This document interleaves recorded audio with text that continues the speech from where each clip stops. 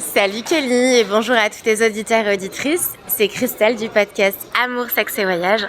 Je me trouve présentement à Buenos Aires, donc je m'excuse s'il y a un petit peu de bruit autour de moi, je me trouve à l'aéroport. Je pars direction Ushuaia. Mais bon bref, je suis pas là pour parler de ça aujourd'hui. Je fais un petit message pour parler de mon pays d'expatriation qui est la Nouvelle-Zélande depuis 4 ans. Et quand je suis arrivée il y a 4 ans dans ce pays-là, je venais de passer 1 an en Asie. Et j'adore en tant que bonne française la nourriture, évidemment. La gastronomie française, honnêtement, est juste incroyable. Et ça, je ne me rendais pas compte quand j'habitais en France. Et quand j'étais en Asie, je me régalais de par toutes les saveurs différentes que je trouvais dans chaque pays.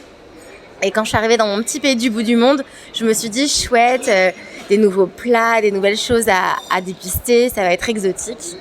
Et ben franchement, ça a été la grosse déception parce que niveau gastronomie, ce pays, c'est pas la folie. Honnêtement, ils n'ont pas de plats typiques.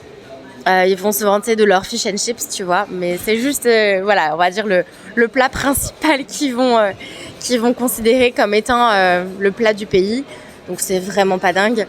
Donc qu'est-ce que je fais ? Je me cuisine plein de petits plats à domicile et je dois avouer que j'ai une préférence pour les petits plats français.